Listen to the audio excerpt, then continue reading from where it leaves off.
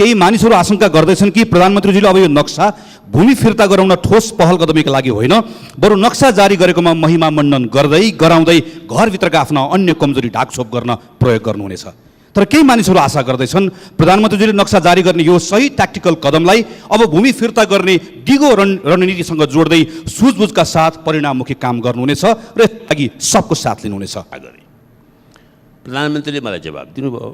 तर मेरो थप प्रश्न के छ भने जुन अहिले दिन उहाँले गनाउनु हो, मेरो 2 वर्ष पुगेको छ, 5 वर्ष बाँकी छ भन्नुभयो, अब 3 वर्ष बाँकी छ, तर नेभिल च्याम्बरलेनको पनि 3 वर्ष बाँकी थियो।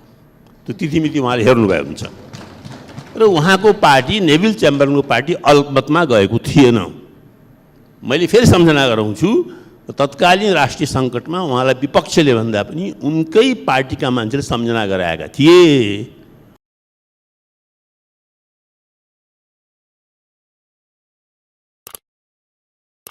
सर्वप्रथम मान्य श्री प्रेम सुवाल।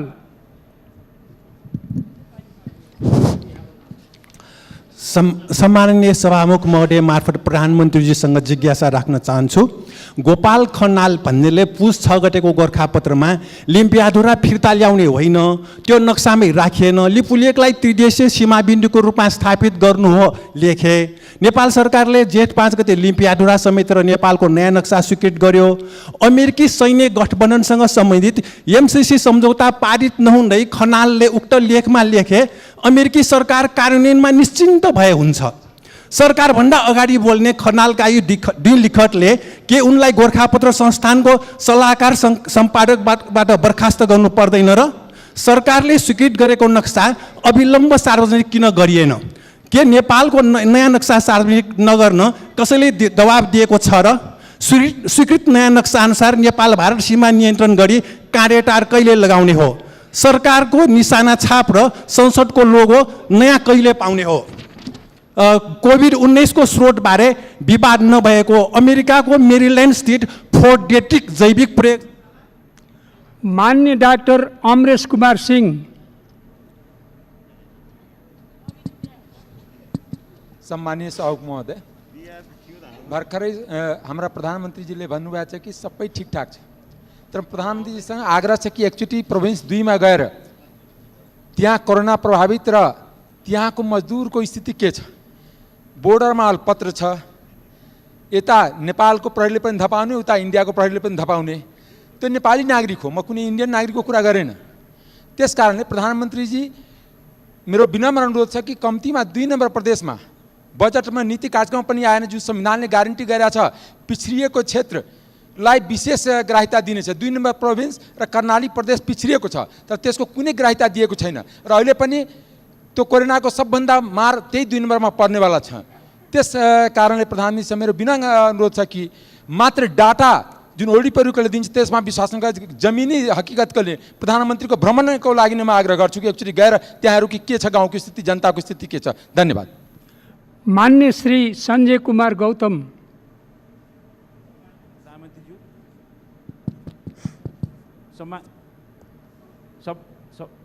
सम्मानीय सभामुख महोदय, प्रधानमन्त्रीज्यूसँग मेरो जिज्ञासा छ। सम्मानीय प्रधानमन्त्रीज्यू, कोभिड-19 को कहरले देश भयावह स्थितिमा धकेलिने सङ्केत गर्दैछ।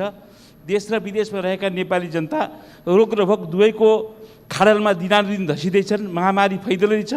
हजारौँ हाम्रा दाजुभाइहरू इन्डियाको सिमानामा अल्पत्र परेर दुःख पाइरहेका छन्।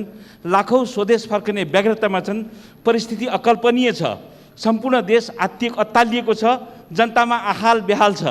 प्रधानमन्त्रीज्यू, स्वास्थ्यकर्मी, सुरक्षाकर्मी, सञ्चारकर्मी, स्थानीय जनप्रतिनिधि लगायतका महामारीको अग्रपन्थीमा काम गर्ने व्यक्तिहरू सह अति नै संवेदनशील स्वास्थ्य स्थितिका कारण प्रधानमन्त्रीज्यू आफै पनि उच्च जोखिममा हुनुहुन्छ। आफूले समेत सुरक्षित महसुस गर्ने गरी के कस्तो तयारी गर्नुभएको छ? म तयारी देख्दिनँ, चिन्तित छु। आश्वस्त पारिदिनुहुन्छ कि? साथै देशको कार्यकारी प्रमुखका नाताले हामीबाट कस्तो भूमिकाको अपेक्षा गर्नुभएको छ, नेपाली जनतालाई बताइदिनुहुन्छ कि? धन्यवाद। मान्य श्री लक्ष्मी परियार। सम्माननीय सभामुख महोदय, सम्माननीय प्रधानमन्त्रीज्यूको स्वास्थ्य लाभको कामनाका साथै मेरो केही प्रश्नहरू राख्न अनुमति चाहन्छु। प्रतिपक्ष दलका नेता तत्कालीन प्रधानमन्त्री सम्माननीय शेरबहादुर देउवाद्वारा नेपालमा पछाडि पारिएका समुदायको हक स्थापित गर्ने बनाइएको राष्ट्रिय दलित आयोग झन्डै 52% महिलाको हक स्थापनाका लागि स्थापित राष्ट्रिय महिला आयोगलाई सरकारले किन गुमराहमा राख्यो? यो नीति तथा कार्यक्रममा किन दलित समुदायको बारेमा किन बोलिएन? यो सरकारले दलित समुदायलाई किन देख्दैन? संविधानको धारा 40 दलितको हक बारेमा यो नीति तथा कार्यक्रमले केही पनि छुएको छैन। सम्माननीय सभामुख मार्फत प्रधानमन्त्रीज्यूलाई मेरो प्रश्न छ, किन यति लामो समयसम्म संवैधानिक अङ्ग राष्ट्रिय दलित आयोग र महिला आयोग पदाधिकारी बिन राखिएको? के प्रतिपक्ष दलका नेताले स्थापना गरेकै कारण यो आयोगहरू पदाधिकारी विहीन बनाउनु भएको? धन्यवाद। मान्य श्री सुजाता परियार।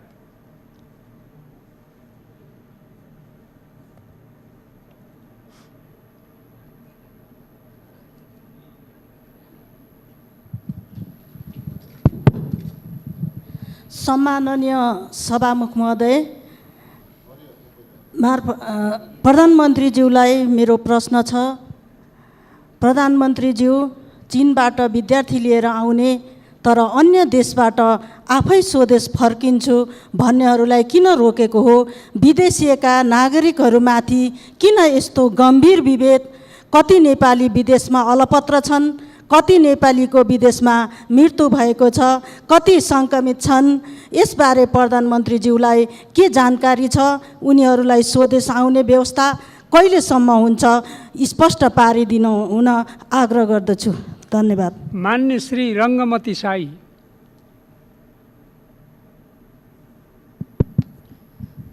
सम्माननीय सभामुख महोदय, नक्सा तयार भए अनुसार भूमि फिर्ता ल्याउन सजिलो छैन। अन्तर्राष्ट्रिय अदालतमा जान सम्माननीय प्रधानमन्त्रीज्यू तयार हुनुहुन्छ कि नै? भूमि हाम्रो बनाउन प्रतिबद्ध हुनुहुन्छ?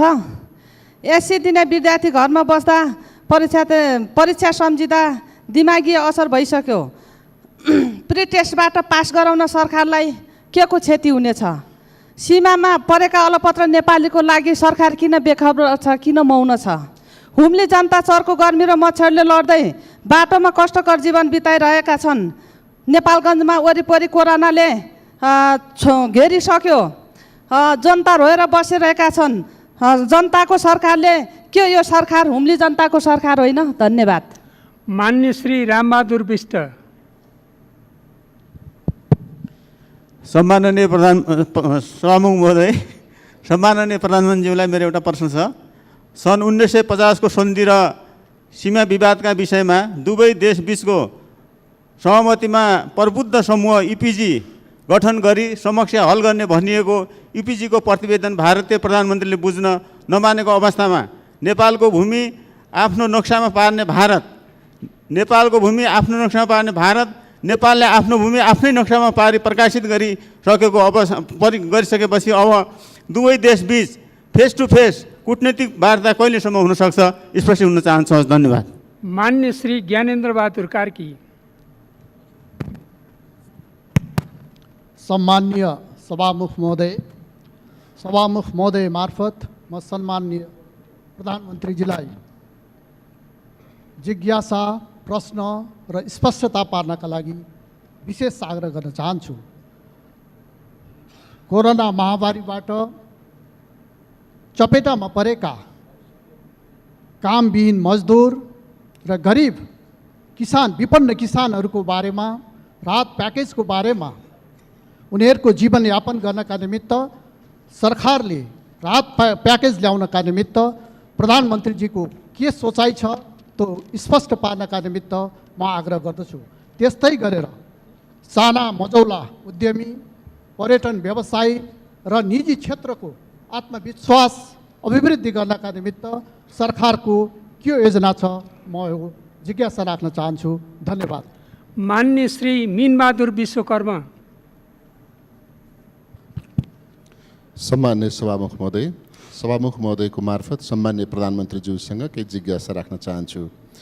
कोभिड-19 को रोकथामका लागि लागू भएको लकडाउनका कारण उद्योग वाणिज्य, होटल तथा पर्यटन क्षेत्रको पुनरुत्थानका लागि नीति तथा कार्यक्रममा केही उल्लेख होस् भनेर हामीले भन्यौँ, तर केही पनि ठोस उल्लेख केही भएन। प्याकेज भनेर प्रधानमन्त्रीज्यूको शब्द मात्रै उच्चारण भयो। यस्तो हुन नसक्नु र निजी क्षेत्रलाई यसरी अवहेलना किन गरियो? सरकारी स्वामित्वको पानी, बिजुली, टेलिफोनमा छुट राहत केही दिने नीति तथा कार्यक्रममा आएन, केवल निजी घर भाडामा दिनै पर्ने जस्तो अर्थमन्त्रीजीको जवाफ आइरहेको छ। प्रधानमन्त्रीको भनाइ के छ? साक्षर नेपाल बनाउने अभियान जस्तै गरी संविधान बमोजिम नेपाललाई जातीय भेदभाव र छुवाछुत मुक्त अभियान कार्यान्वयन गर्नका लागि नीति तथा कार्यक्रममा लेख्न किन गाह्रो भयो? सम्माननीय प्रधानमन्त्रीज्यू, मेरो जिज्ञासा। धन्यवाद। मान्य श्री सत्यनारायण शर्मा खनाल। सम्माननीय सभामुख महोदय मार्फत म सम्माननीय प्रधानमन्त्रीज्यूलाई प्रश्न सोध्न चाहन्छु कि यो कोरोना भाइरसको कारणले लकडाउन गर्नु पर्यो, त्यो लकडाउनमा कमाएर खान पर्ने, कमाउन पाए खान पाउने मानिसहरूको जो हविगत भयो, पेट डाउन भयो, भोकै बस्नु पर्यो, त्यसका लागि सरकारको के कार्यक्रम छ ती भोकाहरूका प्रति म त्यो जान्न चाहन्छु। धन्यवाद। मान्य श्री दिलेन्द्र प्रसाद बडु।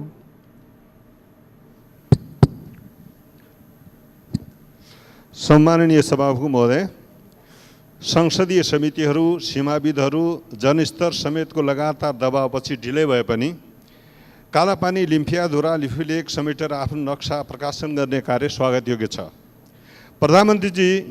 प्रधानमन्त्रीजीलाई लिफुलेक सडक निर्माणबारे उद्घाटनपछि मात्र थाहा हुने अवस्था किन आयो? कसका त्रुटिले? यसको जवाफ चाहिन्छ। यस सम्बन्धमा छिमेकी चीन सरकारसित पनि कूटनीतिक तहमा कतिपटक पहल भयो, वार्ता भयो र पछिल्लो रेस्पोन्स के छ? यसबारे जानकारी चाहिन्छ। देशमा कोरोना सङ्क्रमण बढ्दो क्रममा छ। पीसीआर टेस्टिङ किटहरू, उपचार किटहरू, सुरक्षा किटहरूको आपूर्तिको पछिल्लो अवस्था र योजना के छ? जानकारी चाहिन्छ। देशमा भ्रष्टाचार नियन्त्रणको वर्तमान अवस्थाप्रति के सम्मानीय हाम्रा प्रधानमन्त्री सन्तुष्ट हुनुहुन्छ? जानकारी चाहिन्छ। हस्, धन्यवाद। मान्य श्री भरत कुमार शाह। सम्मान्य सभामुख महोदय, प्रधानमन्त्रीज्यूले यो डेमोक्रेसीको धेरै विशेषणका कुरा, कम्प्रिहेन्सिभ डेमोक्रेसी के कुरा गर्नुभएको छ। डेमोक्रेसीको कुनै के अरे विशेषण हुन्छ र? हामी श्री ओलीजी भन्छौँ, राम्रो लाग्छ नि कि श्री 108 ओलीजी भने झन् राम्रो हुने हो र? त्यसकारण त्यो विशेषण लगाउनुको कुनै अर्थ छैन। डेमोक्रेसी भनेको डेमोक्रेसी हो। दोस्रो कुरा, नेपालमा अहिलेसम्म कति भेन्टिलेटर छन् त्यसको पनि जानकारी चाहियो। तेस्रो कुरा, भारतले यतातिरबाट बाटो बनाएको छ, त्यो बाटो उतातिरबाट चीनले नबनाएसम्म सञ्चालन हुँदैन र भारतलाई जस्तै डिप्लोमेटिक नोट चीनलाई पठाउने छ कि छैन, यहाँको के छ त्यसमा पनि जानकारी चाहियो। धन्यवाद। मान्य श्री मीना सुब्बा।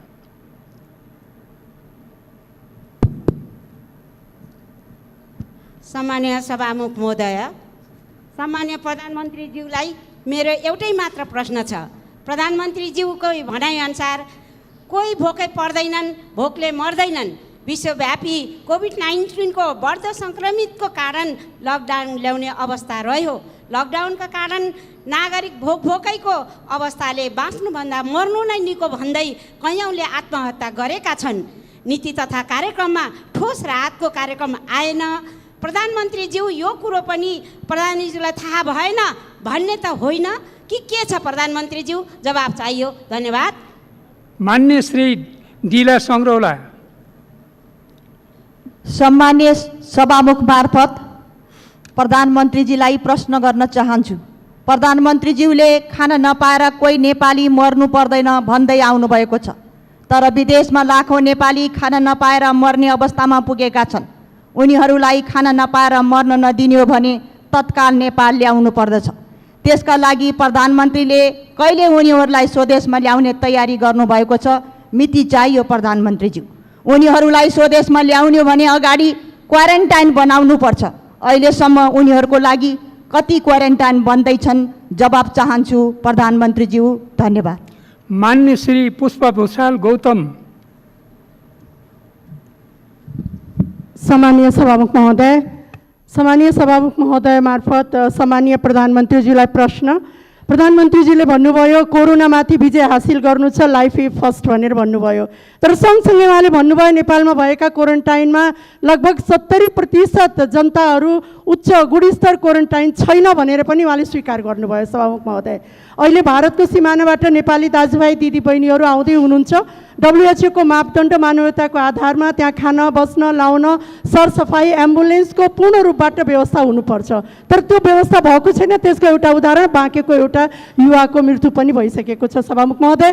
अहिले सिंहदरबारमा राष्ट्रिय ढुकुटी छ सभामुख महोदय, प्रदेश सरकारसँग ढुकुटी छ, तर किन हस्पिटलमा PPE पर्याप्त मात्रामा पुगिराखेको छैन, किन स्वास्थ्य उपकरण पुगिराखेको छैन? 4 महिनासम्म यो महामारीलाई रोक्नको लागि किन सरकारले त्यो ढुकुटीको प्रयोग गरिराखेको छैन? आज स्वास्थ्य कर्मीदेखि लिएर पत्रकारदेखि लिएर आज जनताको जीवनसँग खेलवाड किन यो सरकारले गरि? मान्य श्री उमा रेग्मी।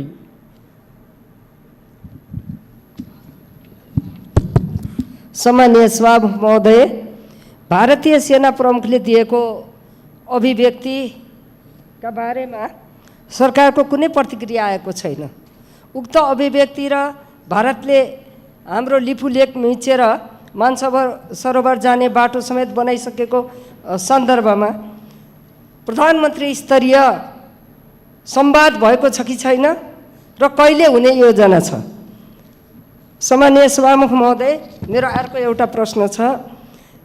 यस संसदमा यो सरकार आइसकेपछि प्रत्यक्ष निर्वाचित सांसद र समानुपातिक सांसदको बीचमा ठुलो बजेटको सन्दर्भमा ठुलो विभेद हुँदै आएको छ। आगामी बजेटमा पनि विभेदै कायम रहने हो कि यो सच्याएर आउँछ? स्पष्ट जवाफ चाहन्छु। धन्यवाद।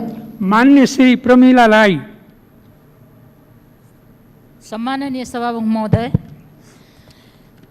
राहतको प्याकेज मात्रै राहत होइन, त्यसको विभिन्न तरिकाले हामीले जनतालाई राहत दिइरहेका छौँ भन्नुभयो। त्यो राहत दिने नीतिको व्यवस्था के छ त्यो स्पष्ट हुनु पर्यो। र अर्को सुनकाण्डको कुरामा हामीले ती दोषीहरूलाई जेल हालेका छौँ, मुद्दा चलिरहेको छ, हामीलाई थाहा छ भन्नुभएको छ। यो किन को परे, कस्ता मान्छे परे, कतिजना परे, कस्तो खालको मुद्दा चलेको छ, यो सार्वजनिक किन भएको छैन? धन्यवाद। मान्य श्री हिरा गुरुङ। सम्माननीय सभामुख महोदय, म प्रधानमन्त्रीज्यूलाई प्रश्न गर्न चाहन्छु। जनआन्दोलनका घाइते अपाङ्गहरूलाई सबै किसिमको उपचार गर्ने भन्नुभयो, त्यो राम्रै पक्ष हो, तर द्वन्द्वको समस्या चाहिँ समाधान भएको छ कि छैन? त्यसतर्फ सरकारले फर्केर हेरेको छ कि छैन? द्वन्द्वको समयमा पार्टीका कार्यकर्ता मारिएका छन्, ती शहीदहरूको बारेमा अहिलेसम्म सरकारले के गर्यो र शहीदको बारेमा के सोचेको छ?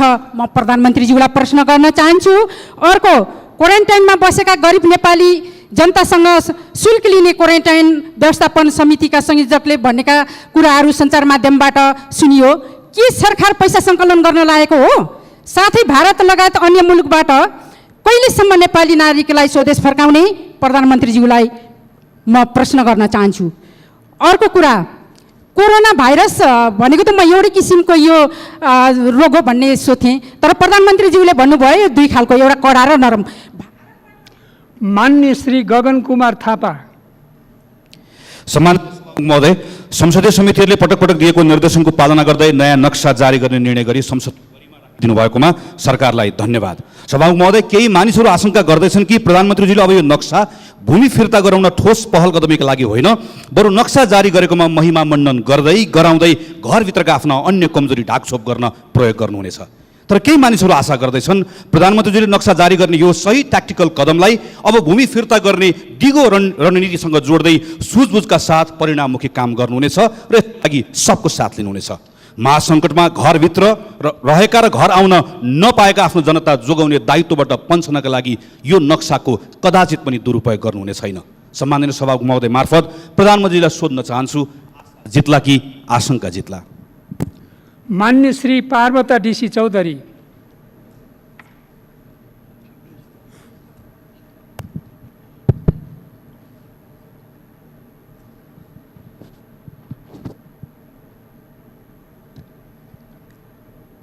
सम्मान्य सभामुखज्यू मार्फत सम्मान्य प्रधानमन्त्रीज्यूलाई मेरो प्रश्न सर्वप्रथम स्वास्थ्य लाभको कामना गर्दछु।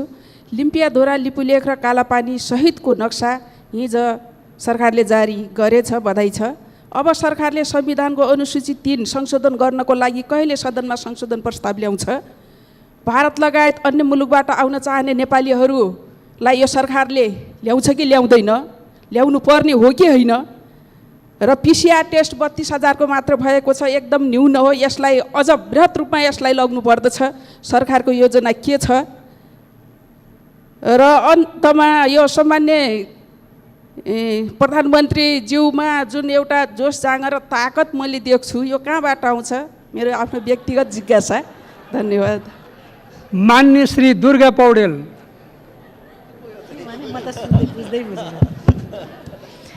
सम्मान्य सभामुख महोदय मार्फत सम्मान्य प्रधानमन्त्रीज्यूलाई मेरो प्रश्न, अहिले नीति कार्यक्रममा जुन ल्याउनु भएको थियो त्यसलाई नीति कार्यक्रमलाई नै परिपूरक बनाउने गरी हामीले संशोधन पनि राखेका थियौँ। त्यसमा पनि विशेष गरिकन MCC पछि छलफलमा आउँछ भन्ने कुरा ल्याइसक्नु भएको छ। जब सदनमै आउँदैछ MCC छलफलमा भने त्यो MCC को मूल आधार बनाएर राखिएको 211 नम्बरको बुँदालाई नीति कार्यक्रममा किन ल्याइयो? त्यसलाई हटाएर पछि MCC को छलफल पछि त्यसलाई राख्न सकिन्थ्यो, बरु विकासका अरू कार्यक्रमहरू ल्याउन सकिन्थ्यो त्यसमा। त्यसैले यो सम्बन्धी स्पष्ट धारणा दिन चाहन्छु सम्मान्य प्रधानमन्त्रीज्यूबाट, किनकि अघि पनि प्रधानमन्त्रीजीले जवाब दिने क्रममा यो काम आधी पेट खाएर पनि गर्न सकिन्छ, यो ट्रान्समिटर लाइनको लागि भन्नुभएको छ। त्यो अत्यन्त सराहनीय कुरा छ। त्यो सही हो। त्यो आधी पेट खाएर गर्ने काम जनता मार्फत नेपाललाई नै आह्वान गरेर यदि त्यस मान्य श्री दिव्यमणि राज भण्डारी।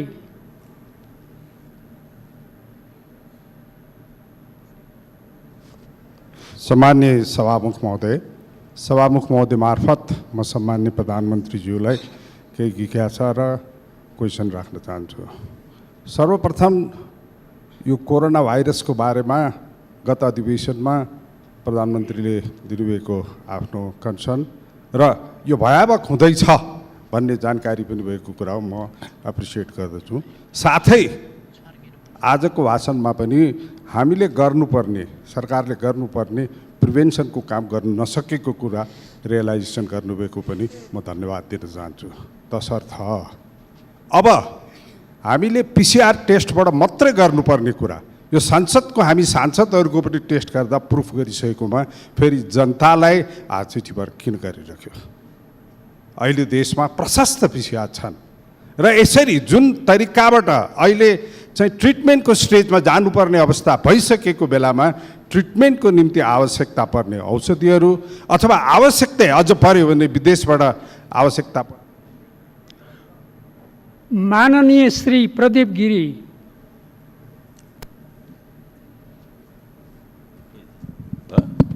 सभामुख महोदय,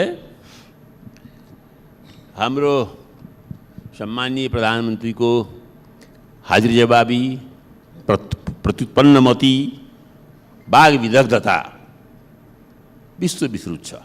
त्यो जान्दा जान्दै पनि मैले चाहिँ नेभिल चेम्बरलिन र चर्चिलको सम्झना गराउने दृष्टता गरेँ। प्रधानमन्त्रीले मलाई जवाब दिनुभयो। तर मेरो थप प्रश्न के छ भने, जुन अहिले दिन उहाँले गनाउनु हो, मेरो 2 वर्ष पुगेको छ, 5 वर्ष बाँकी छ भन्नुभयो, अब 3 वर्ष बाँकी छ। तर नेभिल च्याम्बरलेनको पनि 3 वर्ष बाँकी थियो। त्यो तिथिमिति उहाँले हेर्नुभएको हुन्छ र उहाँको पार्टी नेभिल च्याम्बरलेनको पार्टी अल्पमतमा गएको थिएन। मैले फेरि सम्झना गराउँछु, तत्कालीन राष्ट्रिय सङ्कटमा उहाँलाई विपक्षले भन्दा पनि उनकै पार्टीका मान्छेले सम्झना गराएका थिए, बिदा बिदा बिदा चाहियो प्रभु भनेर। थप एउटा हुन्छ लोकतन्त्र, अर्को हुन्छ सङ्ख्यातन्त्र। त्यसलाई भन्छ सङ्ख्यातन्त्र। सङ्ख्या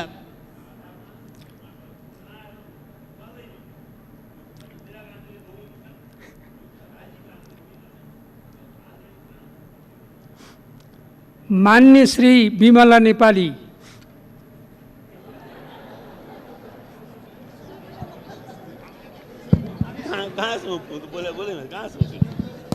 सम्माननीय सभामुख महोदय मार्फत म सम्माननीय प्रधानमन्त्रीज्यूलाई मेरो प्रश्न, संविधान सभाबाट संविधान निर्माण गरेको पनि आज झन्डै 5 वर्ष पुग्न लाग्यो। संविधानको मौलिक हक अन्तर्गत धारा 24मा छुवाछुत तथा जातीय भेदभावको हक र धारा 40मा दलितहरूको हकको व्यवस्था गरिएको छ।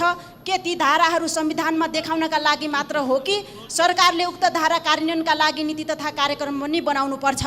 त्यसकारण म देशभरिका झन्डै 40 लाख दलित समुदायको तर्फबाट म यो कुरा राख्न चाहन्छु। धन्यवाद। मान्य श्री प्रदीप यादव। सम्मानीय सभामुख महोदय मार्फत सम्मानीय प्रधानमन्त्रीज्यूसित मेरो प्रश्न छ। कोरोना सङ्क्रमितको सङ्ख्या मधेसको पर्सा, बारा, बाँके, उदयपुर, कपिलवस्तु लगायतको जिल्लामा दिन प्रतिदिन बढिरहेको छ। तर स्वास्थ्य उपकरण एकदमै कम छ, जनशक्ति पनि एकदमै कम छ। त्यसको तयारी सरकारको के छ? र निजी अस्पतालहरू कोभिड बिरामीहरूलाई लिइरहेको छैन र त्यहाँको अवस्था एकदमै दयनीय भइसकेको छ। अस्पताल चाहिँ जहाँ कोभिड सरकारले तोकेको छ त्यो अस्पतालमा भरिभराउ भई स्कुलहरूमा राखिएको छ। के निजी अस्पताल राष्ट्रियकरण गरेर सरकारले नागरिकलाई बचाउन सक्छ? धन्यवाद। मान्य श्री देवेन्द्र राज कणेल।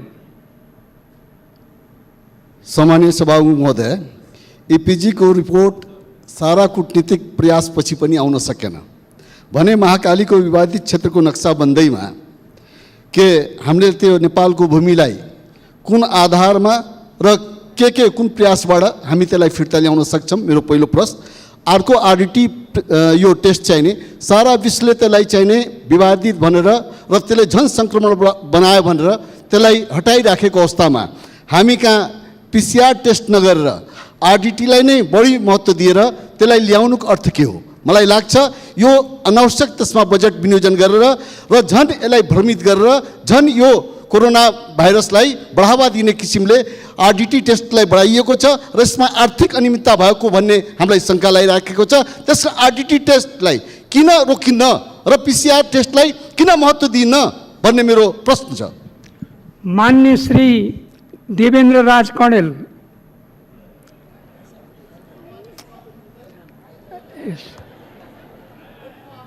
त्यो आइसक्यो। मान्य श्री उमाकान्त चौधरी।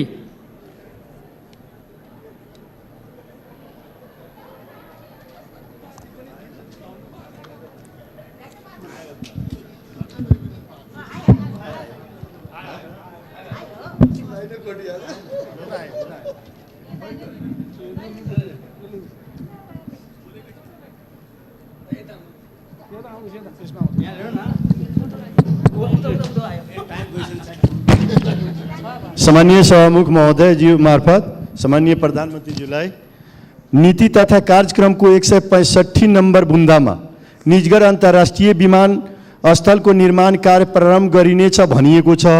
तर गत वर्षको पनि नीति र कार्यक्रममा पनि त्यही थियो। यो सुरु हुन्छ कहिले र यसको ठोस कार्यक्रम के हो जानकारी चाहियो। र सीमामा रहेका र विदेशमा अल्पत्र परेका नेपाली नागरिकहरूलाई नेपालमा कहिले ल्याउने हो र उनीहरूलाई स्वास्थ्य जाँच तथा व्यवस्थापनको कस्तो तयारी गर्नुभएको छ यसको जानकारी चाहियो। धन्यवाद। मान्य श्री भीमसेन दास प्रधान। सम्मान्य सभामुख मार्फत म सम्मान्य प्रधानमन्त्रीलाई केही कुरा राख्न चाहन्छु।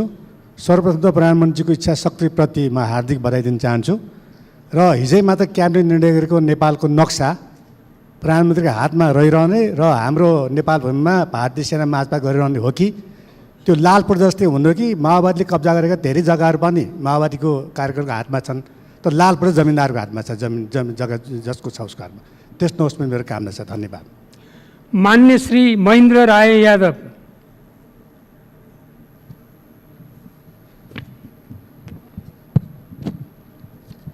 सम्माननीय सभामुख महोदय, म सम्मान्य प्रधानमन्त्रीजीको ध्यान आकर्षण गराउन चाहन्छु।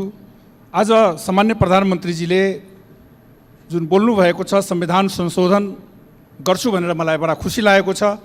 हामी भन्न चाहन्छौँ हामी प्रतिपक्षी दलहरूले संविधान संशोधनमा उठाएका माग र मुद्दाहरू यो संविधान संशोधनमा राख्नुहुन्छ कि राख्नुहुन्न? एक। दोस्रो, भारत लगायत विदेश मालपत्र भएका नेपाली कामदारहरूलाई नेपालमा कहिलेसम्म ल्याउन सक्ने उहाँको कार्यक्रम छ? यो सीमाको जुन विषय उठेको छ, वार्ता कहिलेदेखि होइन यो सुरु हुनेछ? लाल आयोगको प्रतिवेदन कहिले सार्वजनिक गर्नुहुनेछ? र हुलाकी राजमार्गको कार्य सम्पन्न कहिलेसम्म हुनेछ?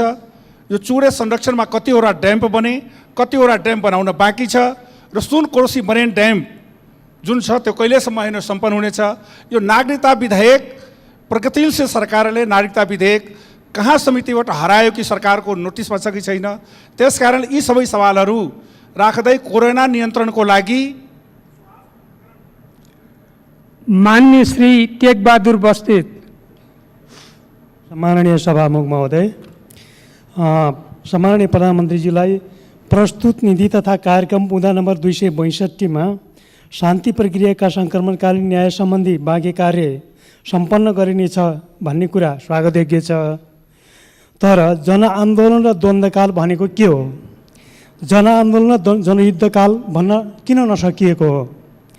दोस्रो प्रश्न, तेस्रो मुलुक र भारतका नेपाली नागरिक जहाँ सीमामा अलपत्र परेका छन् कसरी स्वदेश फर्काइन्छन् र सङ्कटग्रस्त मजदुरहरूलाई कसरी मुक्त गर्ने सरकारको तयारी छ? धन्यवाद। मान्य श्री तेजुलाल चौधरी।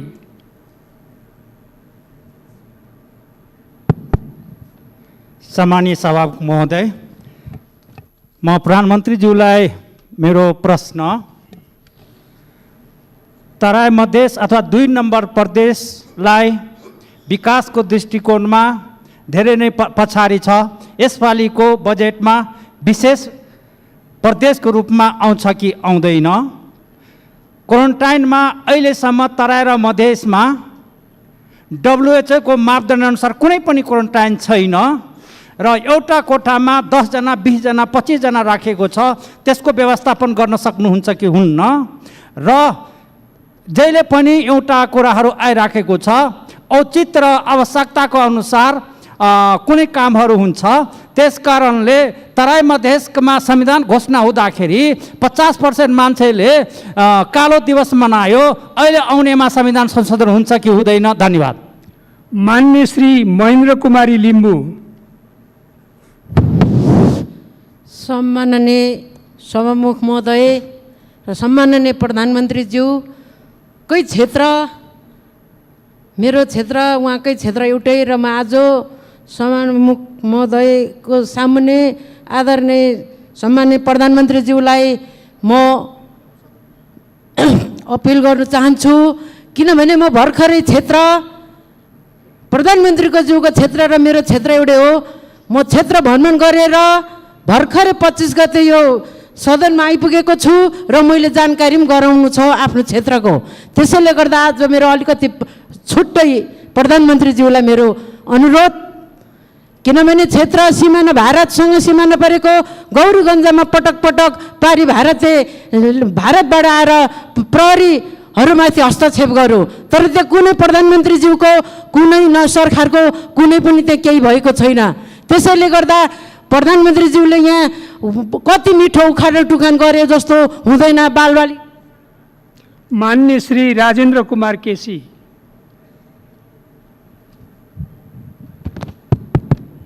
सम्माननीय सभामुखज्यू, म प्रधानमन्त्रीज्यूसँग जिज्ञासा राख्न चाहन्छु। पटक पटक 33 किलो सुन तस्करीका सम्बन्धमा सुन तस्करीहरू हिरासतमा छन्, मुद्दामा छन् भन्नुभएको छ। 33 किलो सुन चाहिँ कहाँ छ प्रधानमन्त्रीज्यू, त्यो बताइदिनुहुन्छ कि? र प्रस्तुत नीति तथा कार्यक्रमको 274 बुँदामा यो वर्ष उच्च आर्थिक वृद्धि हुन्छ भनेर लेख्नु भएको रहेछ र तपाईँ कतिको विश्वस्त हुनुहुन्छ उच्च आर्थिक वृद्धि हुने यो वर्षमा, त्यो पनि बताइदिनुहुन्छ कि? आज विभिन्न मुलुकका नेपाली दिदीबहिनीहरू आफ्नो मातृभूमिमा आश्रय लिन आतुर छन्। कहिलेसम्म ती दिदीबहिनीहरू नेपाल लिएर आउने योजना छ, त्यो पनि कृपया बताइदिनुहुन्छ कि प्रधानमन्त्रीज्यू? मान्य श्री मिनेन्द्र प्रसाद रिजाल। सभामुख महोदय, लिम्पियाधुरा लिपुलेक कालापानी सहितको नक्सा जारी गर्ने निर्णयको स्वागत गर्दछु। स्वामीका लागि प्रत्युत्पादक हुने बाँदर भक्तिबारे केही भन्नै पर्छ। अपव्याख्या गर्नेले नबोलेको कुरा बोलेकै हो भन्ने भ्रम सृजना गर्न सक्लान्। अरिङ्गाल परिचालित गरेर मेरो देशभक्तिबारे अनर्गल प्रचार गर्ने वातावरण बन्ला। मिथ्या बहस गरेर नेपाली काङ्ग्रेसलाई बदनाम गर्न सकिएला। सत्ता टिकाउन पुरानो बेला शासकले बिपी कोइरालालाई विदेशी दलाल र पुष्पलाललाई गद्दार भन्ने दुष्प्रचारको प्रपञ्च गरेकै हो। तर आपसी विभाजन गर्ने दाउपेचको राजनीतिले अतिक्रमित भूभाग फिर्ता गराउने होइन, यसलाई कागजी नक्सामा सीमित गर्छ। प्रधानमन्त्रीज्यू भन्नुहोस्, अतिक्रमित भूभाग फिर्ता गराउन सरकारलाई संसदले के सहयोग गर्नुपर्दछ? नेपाली काङ्ग्रेसबाट के सहयोग चाहनुहुन्छ? सम्पूर्ण राष्ट्रलाई एकताबद्ध बनाउने बेला हो यो पुनित कार्यमा लाग्नुहोस्। प्रधानमन्त्रीज्यू, हाम्रो सहयोग रहन्छ। माननीय सदस्य, नेपाल सरकारको नीति तथा कार्यक्रमको छलफलमा 2077 साल जेठ 4 र 5 मा भाग लिनुभएका माननीय सदस्यहरूले मात्र स्पष्टीकरण सोध्ने व्यवस्था रहेको जानकारी गराउँछु। मैले स्पष्ट यहाँ ड्यासबाट रुलिङ गरिसकेको छु, लिखित रूपमा पठाउने भनेर यहाँ लिखित रूपमा आएको छैन।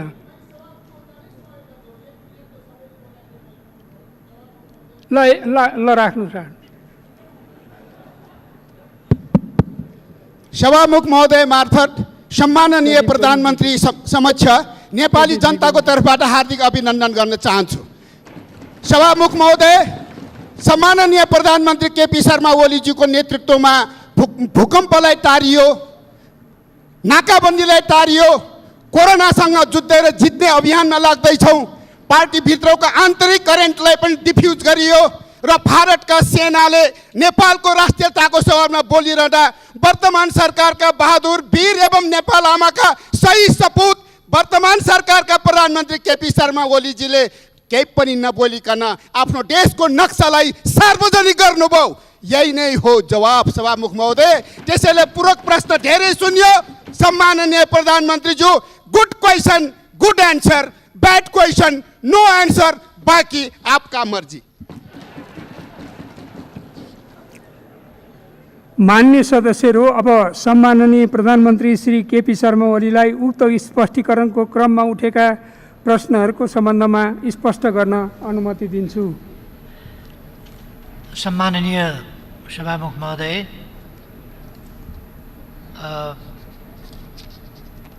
मैले विषयगत रूपमा मान्यज्यूहरूले उठाउनुभएका महत्त्वपूर्ण विषयहरूलाई विषयगत रूपमा ग्रुपिङ गरेर त्यसको सम्बन्धमा स्पष्ट पार्ने कोसिस गर्छु।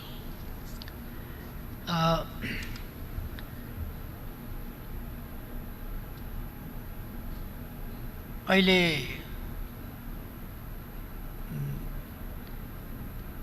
कसले के बोल्यो, कसले के लेख्यो भन्ने कुराहरूको सन्दर्भमा फेरि पनि मैले मेरो जानकारीमा छैन भन्नुपर्ने हुन्छ। एउटा कुरा म स्पष्ट गर्न चाहन्छु, त्यो के भने यो कसैको दबाबमा पारित गरिसकेपछि पनि नेपालको नयाँ नक्सा प्रकाशित नगरेको हो कि भनेर प्रश्न उठेको चाहिँ अचम्म लाग्यो। नेपालको वर्तमान सरकार सार्वभौम समानताको सिद्धान्तमा विश्वास गर्दछ, व्यवहारमा विश्वास गर्दछ र स्वाधीनता र स्वाभिमानलाई आफ्नो प्राणभन्दा प्यारो मान्छ। देशभन्दा ठुलो, देशको स्वाभिमानभन्दा ठुलो, मातृभूमिभन्दा ठुलो, मातृभूमिको हितभन्दा ठुलो केही हुँदैन र त्यसका निम्ति समर्पित हुनभन्दा ठुलो गौरवको विषय पनि केही हुँदैन। चाहे विदेशीले भनौँ, अरूको उक्साहटमा लागेर, अरूको सन्दर्भमा अरूले भनेर, अरूले खटाएर नेपालले बोल्यो जस्ता कुराहरू, यो अत्यन्तै नेपाल राष्ट्रलाई होच्याउने र अपमान गर्ने कुरा हो। नेपाल राष्ट्र यो गुलामीलाई कहिल्यै स्वीकार नगरेको, स्वाभिमानका निम्ति बलिदान गरेको, दासता अस्वीकार गरेको स्वाभिमानी राष्ट्र हो। कसैको उक्साहट र बहकावमा चल्दैन। यो सबैले बुझ्ने गरी म भन्न चाहन्छु। त्यसै गरी अहिलेको सरकार र नेपाल राष्ट्र कहिले कहिले आम राष्ट्रको हित, आम राष्ट्रको भावना प्रतिबिम्बित नभइरहेको हुनसक्छ, तर अहिलेको सरकारको सन्दर्भमा यसले राष्ट्रिय हितको प्रतिनिधित्व गर्छ, राष्ट्रिय स्वाभिमानको प्रतिनिधित्व गर्छ र राष्ट्रिय भावनाको प्रतिनिधित्व गर्छ। यसर्थ कसैको दबाबमा भन्ने प्रश्न अहिलेको सन्दर्भमा यो प्रश्न कसरी सोध्नुभयो, कसरी सोध्न सक्नुभयो मान्यजीले, मलाई अचम्म लाग्छ। कसैको दबाबमा हिजो बेलुका नक्सा जारी भएको छ,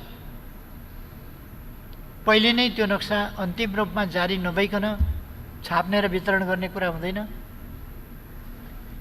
बेलुका नक्सा तयार भएको छ या पारित भएको छ, अहिले वितरण नहुँदा, बिहानसम्ममा वितरण नभइसक्दा कसैको दबाबमा हो कि भनेर यो अलिकति सोध्न, प्रश्न गर्न पनि मिल्ने खालको अलिक भएन कि? तपाईँ हामीसँग र म एउटा दावा गर्न चाहन्छु, यस संसदको प्रतिनिधित्व, संसदको भावनाको प्रतिनिधित्व सरकारले गर्छ। संसद कसैको दबाबमा झुक्न चाहन्छ र काम गर्न चाहन्छ र? अवश्य चाहँदैन। यो नेपालको जनताको, सार्वभौम जनताको प्रतिनिधित्वको सर्वोच्च थलो हो र यस संसदबाट छानिएको जनताको, सार्वभौम जनताको प्रतिनिधित्वको सर्वोच्च थलो बाट निर्वाचित र अत्यधिक ठुलो विश्वासका साथ निर्वाचित यस सरकारले यस गरिमामय संसदको साँचो प्रतिनिधित्व गर्दछ। त्यसकारण यो कसैको दबाबमा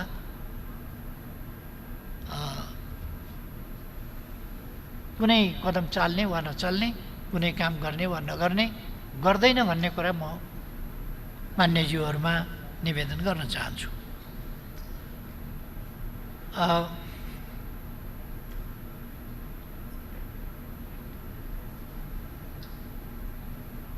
सांसदहरूको भूमिका अवश्य नै संयोजनकारी भूमिका हुन्छ, चेतना अभिवृद्धि गर्ने भूमिका हुन्छ।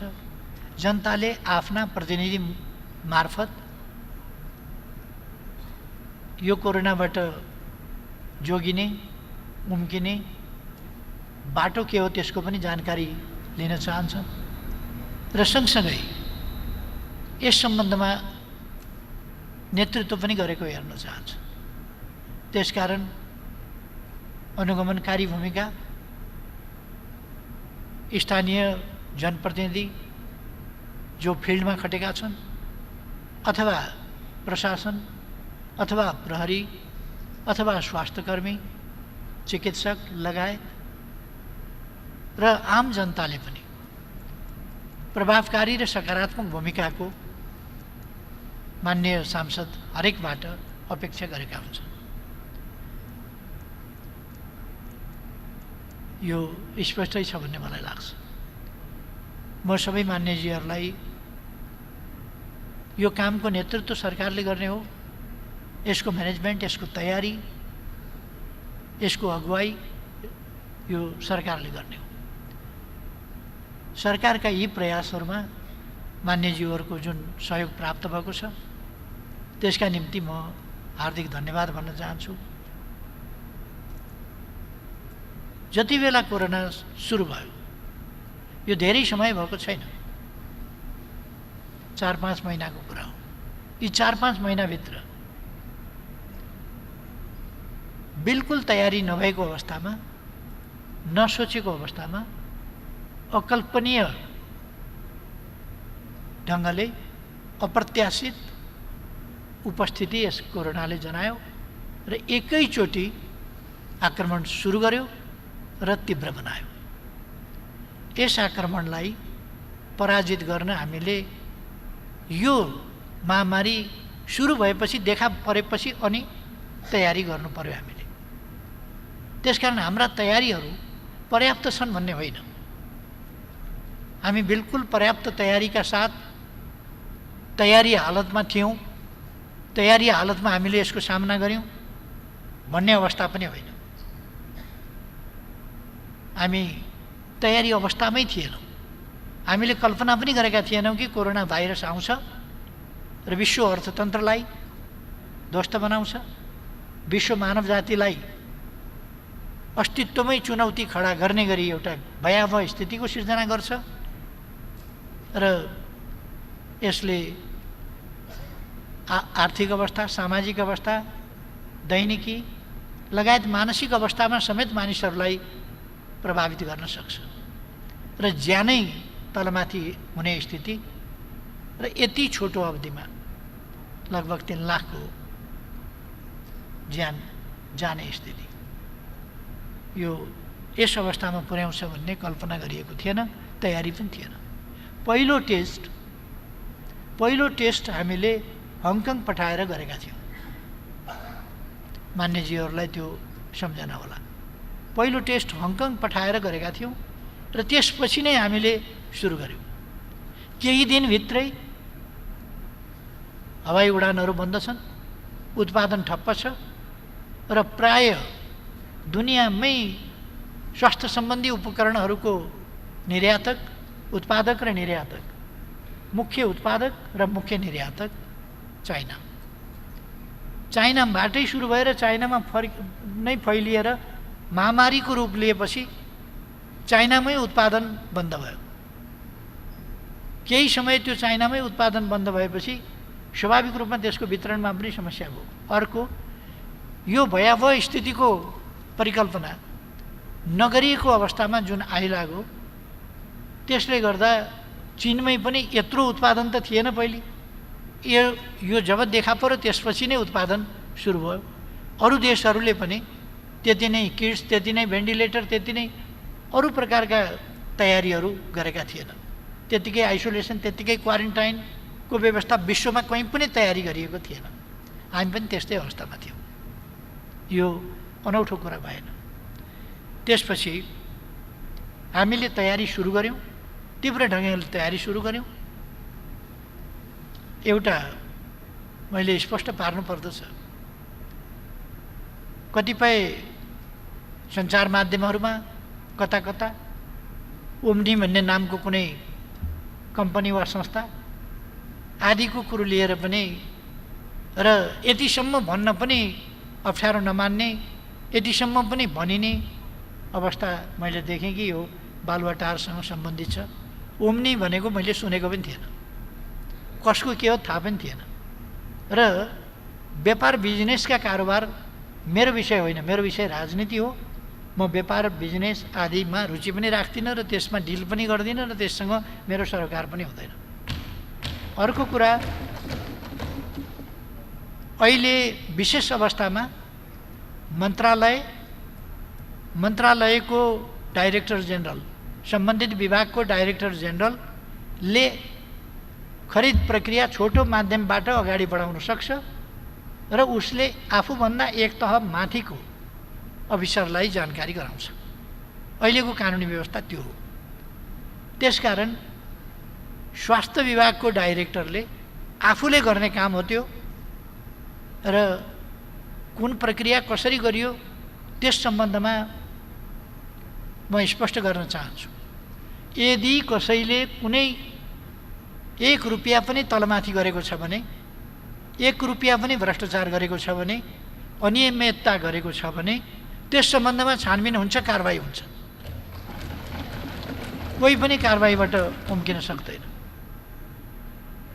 तर हरेक कुरामा भ्रष्टाचार मात्रै देख्नु र अप्रमाणित ढङ्गले र जो मन परेको छैन, जो रिस उठेको छ त्यससँग लगेर त्यसलाई जोडिदिनु, यो स्वस्थ तरिका होइन। यो हाम्रो भ्रष्टाचार विरोधी भावना र अभियान पनि हुन सक्दैन। भ्रष्टाचार विरोधी हाम्रो अभियान भनेको दोषीलाई दोषी करार गर्ने, निर्दोषलाई निर्दोष करार गर्ने, हरेकलाई भ्रष्टाचार मात्रै देख्ने, हरेकलाई भ्रष्टाचारी मात्रै भन्ने, निराधार त्यस प्रकारका कुराहरू गर्ने, त्यसको जवाबदेही पनि लिनु नपर्ने, त्यस प्रकारको स्थिति भनेको भ्रष्टाचार विरुद्धको स्वस्थ स्थिति अभियान होइन।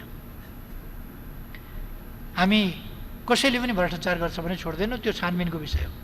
तर एउटा डाइरेक्टर जेनरलले गर्ने काम प्रधानमन्त्रीले पनि हेर्दैन र त्यो सचिवलाई उसले रिपोर्टिङ गर्ने हो।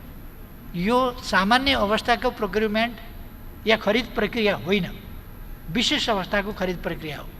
हामीलाई PPE नपाएर अथवा स्वाब टेस्ट गर्ने PCR नपाएर समस्या भइरहेको बेला र सकेसम्म छिटो ल्याउनु पर्ने बेला, यस्तो अवस्था कि एउटा देशले मूल्य तिरिसकेकोमा त्योभन्दा बढी मूल्य तिरेर म उठाएर लान्छु भनेर अर्काले लाने खालको स्थिति, त्यो त विश्व बजारमा नै हामीले देख्यौँ। एउटाले मूल्य तिरिसकेको छ तर अर्काले बढी मूल्य तिर्छु म लान्छु भनेर बढी मूल्य तिरेर लिएर गइसक्छ। एउटा देश हुँदै अर्को देशमा जाने उपकरणहरू हामीलाई नै चाहिन्छ, हाम्रो देशबाट अन्त लान, अहिले बाहिर लान बन्द गरिएको छ भन्ने आदेश जारी गरेर त्यो पनि ती बलजफ्ती राख्ने कुरा। यति के भने स्वास्थ्य सम्बन्धी यति जटिल समस्या, यति गम्भीर समस्या र त्यसले पैदा गरेको स्थिति भनेको यति कानुनको वास्ता नगर्ने अवस्था। त्यस्तो अवस्थामा हामीले पनि छिटो माध्यमबाट कसरी ल्याउन सकिन्छ त्यो उपाय गर्नु पर्थ्यो र त्यो कानुनी व्यवस्था अनुसार एउटा मन्त्रालयको विभागको प्रमुखले गर्ने हो, DG ले गर्ने हो, त्यसै अनुसार DG ले गरेको हो। पछि भने जति सामान भनेको समयमा आएन भन्ने कुराका आधारमा उनै DG ले फेरि त्यसलाई रद्द पनि गरेको देखियो। त्यस सम्बन्धी छानबिन हुन्छ, त्यस सम्बन्धी छानबिन भएर दोषी पाइयो भने कारबाही हुन्छ, होइन भने कारबाही हुँदैन। तर त्यसमा सरकारै यदि त्यो PPE पाएको छैन, इन्स्ट्रुमेन्टहरू किट्सहरू यदि पाएको छैन, सबैले बाँडेर खाए, यहाँले उहाँले उसले त्यसले बाँडेर खाए भन्ने जुन एउटा चलाउन खोजियो, यो विचित्र लाग्दो स्थिति हो। एउटा कम्पनीका पक्ष लिने, एउटा कम्पनी बोकेर हिँड्ने र त्यो कम्पनीले पाउनु पर्थ्यो भन्ठान्ने, त्यसले पाएन भने उपद्रव मचाउने खालका त्यस्ता प्रवृत्तिहरूको शिकार हामी हुनु हुँदैन। त्यो कहाँ कुन प्रवृत्ति, त्यो सञ्चार माध्यममा के प्रवृत्ति, ती कुराहरू म बुझ्दिनँ र मलाई चाहिँ नि त्यस्तो प्रवृत्तिहरूसँग कुनै लिनु दिनु पनि छैन। मुख्य कुरा हामीले छिटो माध्यमबाट, छोटो माध्यमबाट उपयुक्त मूल्यमा सकेसम्म छिटो गुणस्तरका सामान प्राप्त गर्ने हाम्रो उद्देश्य हो। त्यस उद्देश्यमा हामी दृढ छौँ, त्यस उद्देश्य अनुसार काम गरेका छौँ, त्यस उद्देश्य अनुसार हामीहरू अगाडि बढ्छौँ। सकेसम्म छिटो, सकेसम्म सस्तो, गुणस्तरीय सामान हामीलाई चाहियो। किनभने हामी स्वास्थ्य सङ्कटको, राष्ट्रिय सङ्कटको स्थितिमा छौँ, हालाकि दुनियाँ पनि विश्व सङ्कटकै स्थितिमा छ र हामी राष्ट्रिय सङ्कटको अवस्थामा छौँ। त्यस्तो अवस्थामा हामीले त्यही विधि अपनाउनुपर्छ। यदि त्यस विधिमा कहीँ कतै त्रुटि छ भने त्यसलाई सच्याउनुपर्छ, बदमासी छ भने कानुन बमोजिम त्यसमा कारवाही हुन्छ। हामी विभिन्न ढङ्गले तयारी गरिरहेका छौँ। मैले अघि नै भने हामीसँग यद्यपि क्वारेन्टाइनको सङ्ख्या 5700सम्म पनि छ, तर ती पर्याप्त विश्व स्वास्थ्य सङ्गठनले भनेका गुणस्तर अनुसारका छन् भन्ने होइन। हाम्रो सङ्ख्या जसरी बढ्दैछ भन्न जस्तो सजिलो छैन। हामी गुणस्तर तयार गर्दैछौँ, गुणस्तर निर्माण गर्दैछौँ। हामी परीक्षणका किटहरू पनि ल्याउँदैछौँ, PPE पनि ल्याउँदैछौँ, पुर्याउँदैछौँ र यो उपलब्ध हुन पनि सहज थिएन। हामीले अरू देशका नेताहरूका विभिन्न समयका आह्वान र अभिव्यक्तिहरू सुनेका छौँ। हामीसँग सामग्रीको अभाव छ, हामीसँग पहिले उत्पादनै हुँदैन थियो, अहिले हामी यति उत्पादन गर्न थालेका छौँ, हामी पुरा गर्न थालेका छौँ, हामीले गुणस्तर मेन्टेन गर्न प्रयास गरिरहेका छौँ भन्ने नै सुनिन्छ। हामी पनि त्यही हो, गुणस्तर मेन्टेन गर्ने, गुणस्तर अनुसार कायम गर्ने त्यो प्रयास हामी गरिरहेका छौँ।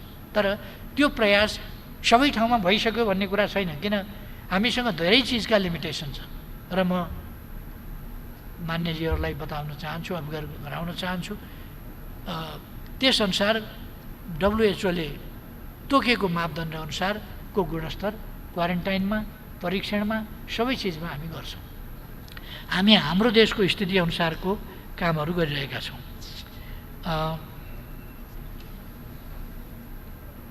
अर्को यो आयोगहरू गठन भएको छैन भन्ने कुरा, अर्को एउटा नयाँ कुरा पनि आज सुने मैले। पूर्व प्रधानमन्त्री शेरबहादुरज्यूले आयोगहरू गठन गर्नुभएको थियो भन्ने। अब म प्रधानमन्त्री भएर आउँदा त आयोगहरू गठन थिएनन्। कति बेर आयोग गठन भए के भयो त्यो मेरो जानकारीमा रहेन। त्यसकारण कस्ता आयोग कहाँ संविधान अनुसार गठन भएको आयोग त थिएन म आउँदा। मैले गठन गर्ने प्रयास गरेको हुँ। विभिन्न कारणले त्यसमा विलम्ब भएको छ। त्यो विलम्ब किन भयो भनेर म अहिले कसैतर्फ इङ्गित गर्न चाहन्न। विलम्ब भएको छ, विलम्ब नहुनु पर्थ्यो, अब छिटै गरिनेछ। छिटै गर्नका निम्ति अध्यादेश पनि अस्ति जारी भएको थियो। मान्यजीहरू, नेताजीहरू र अरू धेरै साथीभाइहरूको सुझाव यो संसदबाटै गरौँला बरु, तर यसलाई अध्यादेशबाट नल्याउँ, किन ल्याइयो, आशंका पैदा भयो भन्ने खालका कुराहरू आएका हुनाले जनभावनाको कदर गर्दै उचित औचित्यको, उचित अनुचितको कुरा त्यो बेग्लै हो। उचित थियो कि अनुचित थियो त्यसको बेग्लै मूल्याङ्कन गरौँला, तर जनभावनाको कदर गर्दै त्यसलाई फिर्ता लिने काम भएको छ।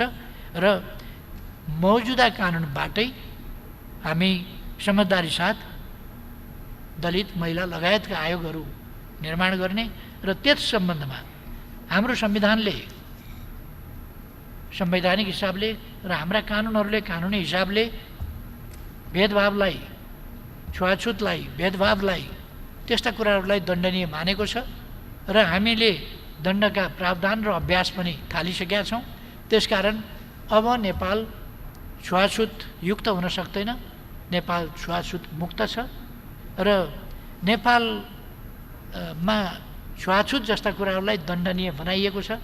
म सबै साथीहरूलाई त्यसमा आग्रह गर्न चाहन्छु र त्यसअनुसार नै सरकारले पहल पनि गर्नेछ।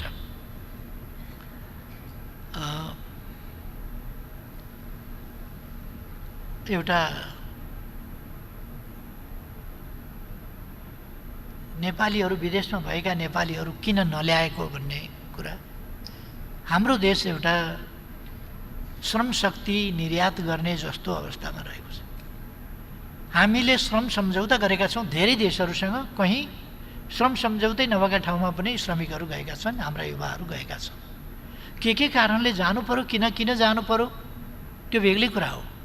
अहिले यो सरकार बनेपछिका 2 वर्षमा भन्ने हो भने विदेश जानुपर्ने स्थितिमा न्यूनता आएको छ, विदेश जाने क्रममा न्यूनता आएको छ। देशमा स्वरोजगारका स्थितिहरू सिर्जना गर्ने वा रोजगारीका अवसरहरू सिर्जना गर्ने र विदेश जानबाट अलिकति युवाहरूलाई देशभित्रै काम गर्नेतर्फ आकर्षित गर्ने ती प्रयासहरू अगाडि बढेका छन्। तर फेरि पनि 45-50 लाख युवाहरू विदेशमा छन् भन्ने कुरा थियो। अस्ति 4 महिना अगाडि कोरोना नबढ्दासम्म अथवा अस्ति 3 महिना जति अगाडिसम्म पनि यस्तो स्थिति थिएन। हामीले लकडाउन गर्नु परेको थिएन, अरू कुराहरू गर्न परेको थिएन र कोरोना नफैलिँदासम्म, रोजगारी नखोसिँदासम्म अथवा कोरोना फैलिएर एउटा भयावह स्थिति सिर्जना नहुँदासम्म, उद्योग धन्दाहरू वा आफ्ना कामका क्षेत्रहरू बन्द नहुँदासम्म आउँछु भन्ने स्थिति थिएन। हामी यसै कल्पना गर्न सक्छौँ, यदि 40-45 लाख युवाहरूलाई हामीले ल्याउने हो भने हाम्रा सबै जहाज प्रयोग गर्दा 45 लाख युवाहरूलाई देशभित्र ल्याउन कति समय लाग्छ? अहिले मैले अलिक मौखिक हिसाब गर्न गणितमा अलिक कमजोर छु। 45 लाख युवाहरूलाई देशभित्र ल्याउन हामीसँग कतिवटा जहाज छन्? 2-4 वटा होला। त्यो जहाजहरू लगातार हामीले उडायौँ भने कति समय लाग्छ, कति महिना लाग्छ। यो यस्तो सहज विषय होइन। अमेरिकाले 150 नागरिक नेपालका विमान चार्टर गरेर फिर्ता लगे जस्तो होइन। अस्ट्रेलियाले 250 मान्छे फिर्ता लग्यो भने जस्तो होइन। कतारका केही मान्छे यहाँ थिए, तिनीहरूलाई जहाज चार्टर गरेर फिर्ता लग्यो भने जस्तो होइन। कतारले फिर्ता लग्यो भने 100 जना लग्यो होला, तर हाम्रो त कतारमा 4.25 लाख जति युवाहरू छन्। त्यस कारण कतारले 150 मान्छे लानु र 100 मान्छे लानु र हामीले 4.25 लाख मान्छे फिर्ता ल्याउनु एउटा कुरा होइन। अनि क्वारेन्टाइनमा फिर्ता ल्याएर राख्ने, कतारबाट मात्रै 4.25 लाख मान्छे ल्याउने हो भने त्यो 4.25 लाखलाई हामीले क्वारेन्टाइनमा राख्न गर्नुपर्छ नि सरकारले व्यवस्था। भन्न सजिलो छ, तर सरकारले व्यवस्था कुन जनशक्तिले गर्छ, केले गर्छ? जनशक्ति नै बाहिर छ, अनि केले गर्छ? त्यसकारण हामीले ल्याउन नदिने, देश फर्किन नदिने भनेको होइन, ल्याउने तयारी हुँदैछ, तर कति ल्याउन सकिन्छ, कति ल्याउनु पर्छ, कति ल्याउनै पर्ने स्थितिमा छन्, त्यसको हिसाब किताब हुँदैछ। म गरिमामय सदनलाई जानकारी गराउन चाहन्छु। मैले कतारका प्रधानमन्त्रीजीसँग कुरा गरेको छु, UAE का उपराष्ट्रपतिसँग कुरा गरेको छु, जो त्यहाँ अहिले डिफ्याक्टो रुलरको रूपमा हुनुहुन्छ, किनभने राष्ट्रपतिज्यूको स्वास्थ्यको कारणले। अरू देशहरूमा कुवेतका प्रधानमन्त्रीसँग कुरा गरेको छु, बहराइनमा कुरा गरेको छु, ओमानमा कुरा गरेको छु, साइप्रसमा कुरा गरेको छु, इजरायलका राष्ट्रपतिसँग कुरा गरेको छु।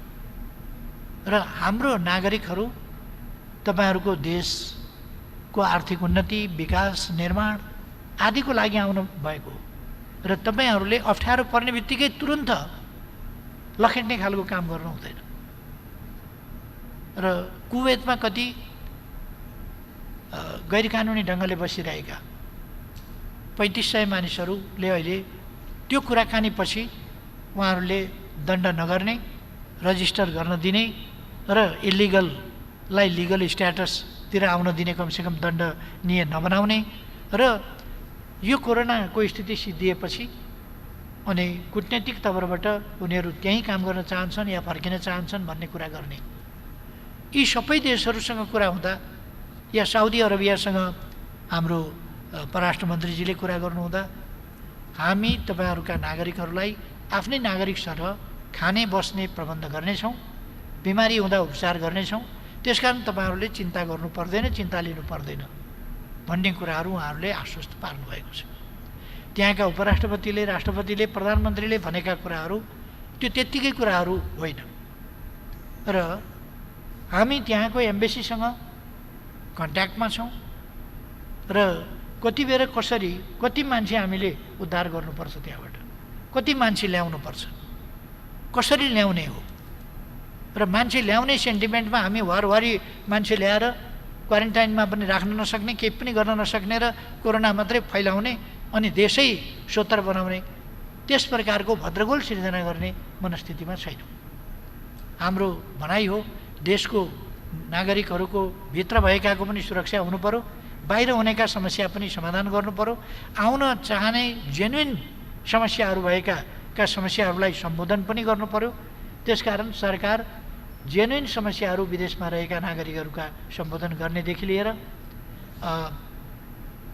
देशभित्रका नागरिकहरूको सुरक्षा त्यसको प्रबन्ध पनि यथोचित गरेर यी दुईटै कुराहरूलाई संयोजित ढङ्गले गर्ने कुरामा सरकार स्पष्ट छ, दृढ छ र क्रियाशील छ। म मान्यज्यूले उठाउनु भएका प्रश्नहरू मार्फत समग्र सम्मानित सदनमा जानकारी गराउन चाहन्छु।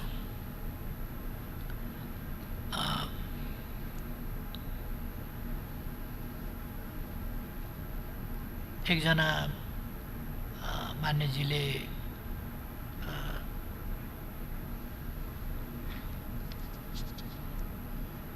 एउटा प्रश्न उठाउनु भएको छ, नक्सा जस्तो जमिन फिर्ता लिन सजिलो छैन भनेर।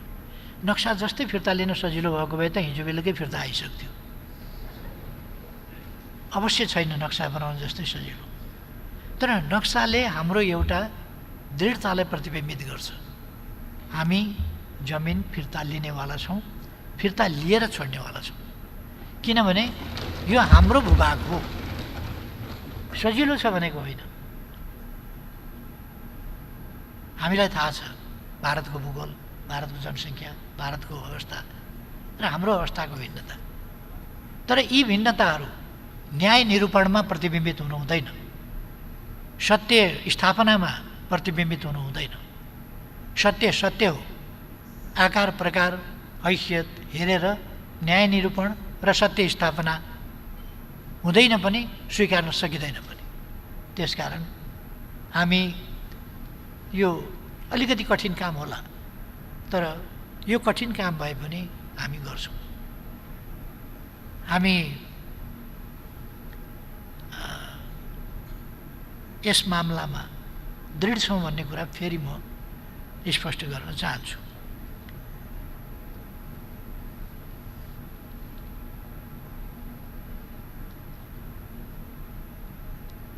भारत वार्तामा बस्छ कि बस्दैन भनेर अलिकति विलम्ब भएको छ, तर वार्तामा नबस्ने भन्ने कुरा मलाई लाग्दैन। वार्ता हुन्छ, वार्ताद्वारा हामी तथ्य प्रमाणहरू वार्ताको टेबलमा प्रस्तुत गर्छौँ। हामी कुनै उत्तेजनामा छैनौँ, आवेशमा छैनौँ, हामी गम्भीर छौँ र त्यो गम्भीरताका साथ तथ्य प्रमाणका आधारमा अत्यन्त मैत्रीभावका साथ नेपाल र भारत दुईटा छिमेकी मित्र राष्ट्रहरू हुन्। यो मित्रता ऐतिहासिक छ। यो मित्रता अनेक हिसाबले सांस्कृतिकदेखि लिएर थुप्रै पक्षहरू, आर्थिक पक्षहरू, सामाजिक पक्षहरू, अनेक पक्षहरूबाट बाँधिएको पनि छ र यस्तो मित्रतामा कुनै पनि कुराले दरार पैदा गर्न दिनु हुँदैन। यस्तो मित्रता पारस्परिक सम्मान, समानता, न्यायको आधारमा एक अर्काका सार्वभौम सत्ता, भौगोलिक अखण्डता, स्वाधीनतालाई स्वीकारेर त्यसलाई व्यवहारमा अमल गरेर हामीले सुदृढ गर्नुपर्छ यो मित्रता। हामी भारतसँग यसको अर्थ कुनै तनाव चाहिरहेका छौँ र हुँदै होइन। हामी भारतसँग तनाव होइन, तनाव रहित, सुमधुर, समस्या रहित मित्रता चाहन्छौँ। भारतको वर्तमान सरकारले नै यो समस्या खडा गर्यो भन्ने अहिले आएर बाटो उद्घाटन गर्यो होला, बाटो अलिकति खन्यो होला अथवा नक्सा छाप्यो होला, तर हाम्रो भूभाग भारततिर परेको वा भारतले कब्जा गरेको अहिलेको सरकार हुँदा होइन, त्यो पहिले इतिहासको कुरा हो। हाम्रो तर्फबाट छोडिएको अथवा नजरअन्दाज भएको पनि अहिलेको सरकारको समयमा होइन, त्यो इतिहासको त्रुटि हो, गल्ती हो। दुईटै सरकारले ती इतिहासका त्रुटिहरूलाई, ती गल्तीहरूलाई सच्याउनु पर्दछ। अब ती गल्ती कायम रहन दिनु हुँदैन। ती गल्ती सच्याएर मित्रतालाई सुदृढ गर्नुपर्दछ, उचाइमा लानुपर्दछ। आफ्नो आफ्नो भूमि आफू आफूले चर्चिने, आफ्नो आफ्नो नक्सा यथोचित ढङ्गले गर्ने। हामीले उहिले वर्तमान भूभागका लागि लडाइँ नै गरे हौँ।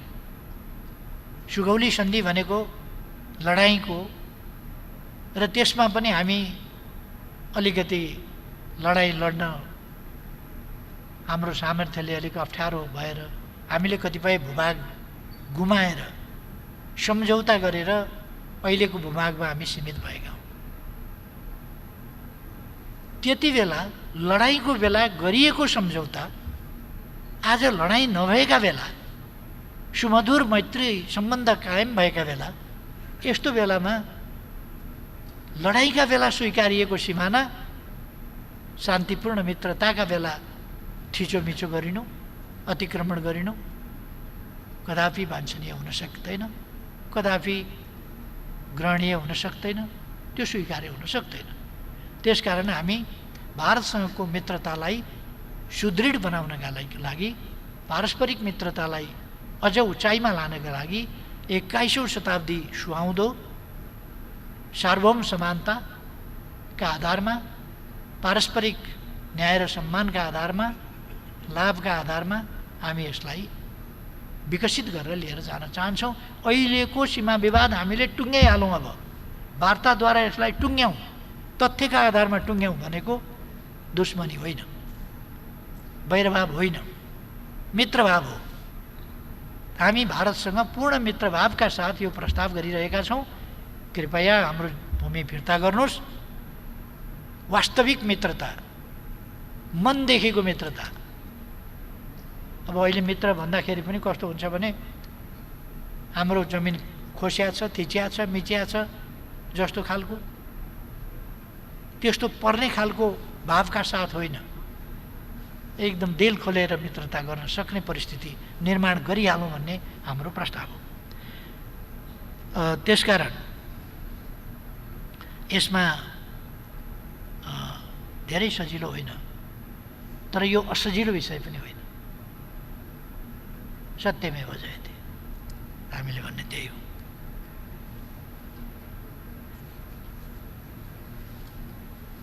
यहाँ साथीहरूले सोध्नुभएको छ अलिकति निजी क्षेत्रलाई अवहेलना गरिएको कुरा। निजी क्षेत्रलाई अवहेलना मैले भन्ने गरेको छु। आर्थिक उन्नति गर्न सकिन्छ, हामी प्रविधिको विकास पनि गर्न सक्छौँ, आर्थिक उन्नति पनि गर्न सक्छौँ, तर मानवीय क्षति, मान्छेको गएको ज्यान फिर्ता ल्याउन सक्दैनौँ। घाटा अहिले भयो भने फेरि घाटा पूर्ति गर्न सक्छौँ हामी, तर मानवीय क्षति र त्यो क्षतिले जे लिएर जान्छ ती कुराहरू त्यो परिपूर्ण हुँदैन। त्यसकारण हामीसँग पहिलो कुरा हो वुमेन सेन्ट्रिक, मानव केन्द्रित। हाम्रा प्रयासहरू पहिले मान्छे बचाउबाट सुरु हुन्छ, मान्छे बचाउबाट अगाडि बढ्छ र मानवीय सुरक्षा कोभिड-19बाट अर्थतन्त्रमा पार्ने प्रभावभन्दा जनताको जीवनमा पार्ने प्रभाव, जनताको ज्यानमा पार्ने प्रभाव, त्यो पहिलो कुरा हो। पहिले हामी ज्यान जोगाउनेतर्फ लाग्छौँ र त्यसपछि यसको अर्थ अरू चिज गर्दैन होइन, तर हाम्रो प्रमुख ध्यान चाहिँ मान्छेको ज्यान जोगाउने कुरामा हुन्छ। त्यसपछि अरू क्षेत्र, निजी क्षेत्रको पनि ज्यान पहिले जोगाउनुपर्छ। उद्यमीहरूको पनि यसले त धनी गरिब चिन्दैन नि, ठुलो पोस्ट ओहदा पनि चिन्दैन। त्यसकारण धनी गरिब पनि नचिन्ने, ठुलो ओहदा पनि नचिन्ने, केही नचिन्ने भएको हुनाले ठुलो ओहदाधारी हौँ अथवा सम्पत्तिधारी हौँ अथवा उद्योगधारी हौँ अथवा जेसुकैधारी हौँ, जे भए पनि पहिले चाहिँ ज्यान जोगाउनु पर्दछ। निजी क्षेत्रका व्यक्तिहरूको पनि ज्यान जोगाउने पहिलो कुरा हो। कोही सुरक्षित छैन। त्यसकारण असुरक्षित स्थितिबाट सुरक्षित स्थितिमा पुर्याउने र कोरोना भगाउने कुरा सबभन्दा पहिलो कुरा हो। बाँकी कुराहरू हामी सँगै अर्थतन्त्र उठाउँछौँ, देशको विकास गर्छौँ। यो यत्तिकै भनिराखेका छैनौँ, योजनाबद्ध ढङ्गले भनिराखेका छौँ।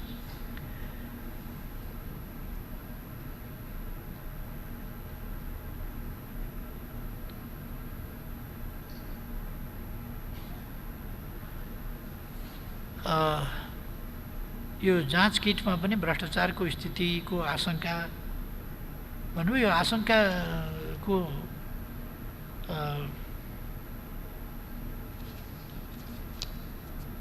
यो आशंकै मात्रै गर्दा त केही उपाय हुँदैन।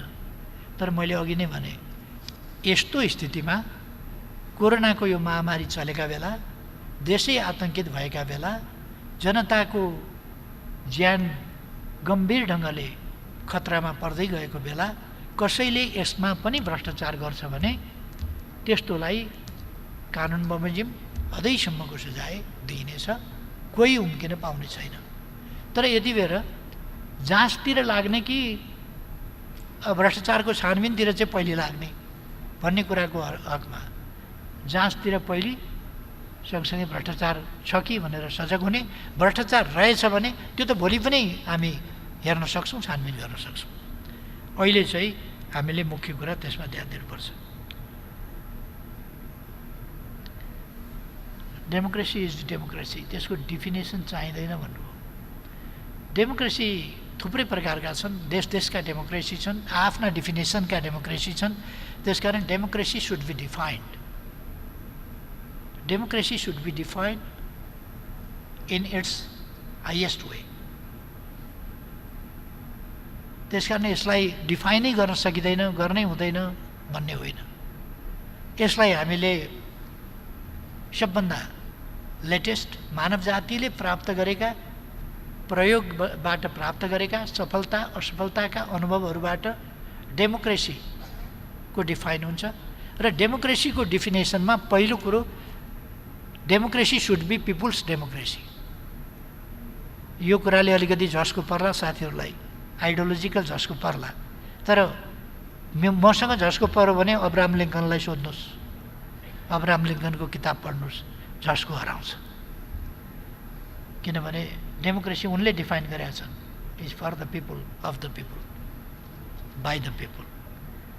त्यसकारण मैले भन्दा झस्को पर्छ भने अब्राहम लिङ्कनलाई सोद्धा, अब्राहम लिङ्कनका किताब पढ्दा त्यो झस्को हराउँछ।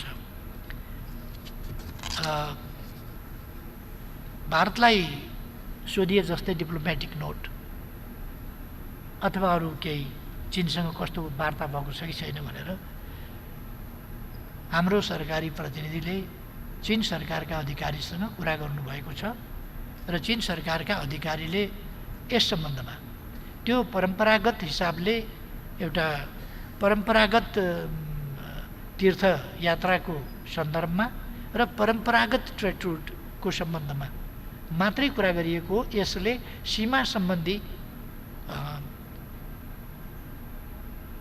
प्रश्नमा, ट्राइजङ्सन या अन्य प्रश्नमा कुनै असर गर्दैन। र यस कुरामा भारतले नेपालसँग पनि कुरा गर्नुपर्छ र यो सीमासँग सम्बन्धित छैन भन्ने कुरा चाहिँ नि चीनले हामीलाई स्पष्ट पारेको छ र यो कुरा चीनले हामीलाई बताएअनुसार भारतलाई पनि जानकारी गराएको छ। त्यसकारण यस सम्बन्धमा हामी सबैतिर, मैले अघि नै भने, कुनै देशप्रतिको आग्रह पूर्वाग्रह राखेर होइन, हाम्रो देशप्रतिको संवेदनशीलता, हाम्रो भूमिप्रतिको संवेदनशीलतालाई हेरेर हामीले सबैतिर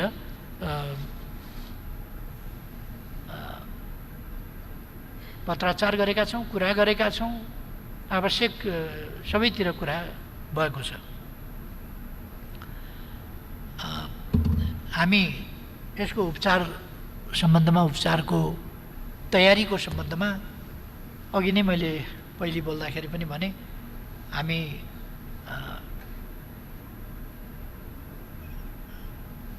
वडासम्म WHO ले भनेका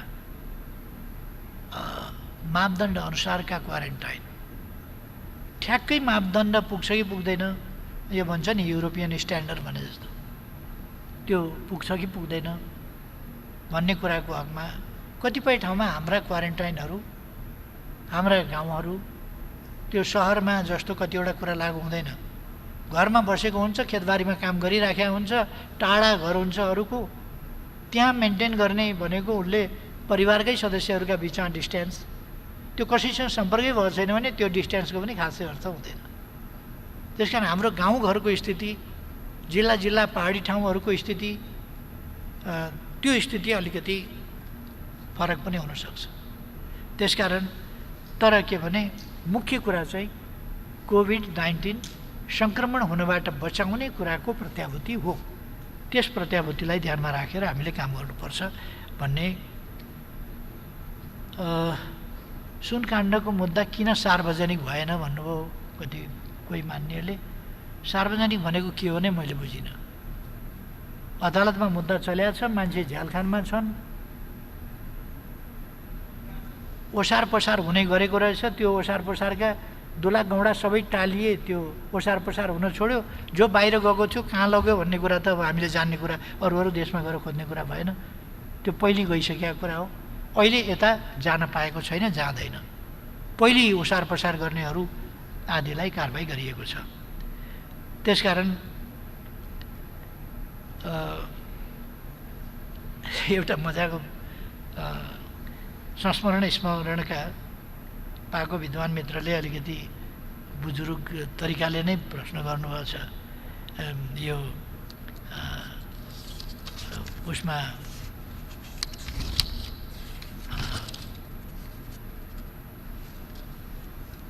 यो नेभिल च्याम्बरलिनलाई अरूले इनाफ भनेको होइन, आफ्नै पार्टीकाले इनाफ भनेका थिए भनेर।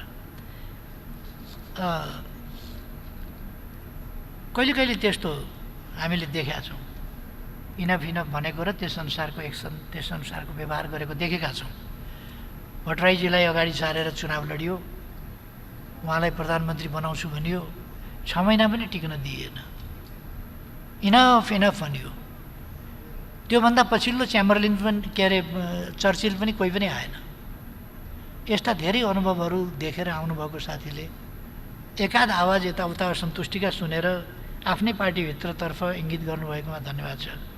तर त्यस्तो केही पनि छैन, खुसीको कुरा, त्यस्तो केही पनि छैन। सजग गराउनु भएकोमा धन्यवाद छ।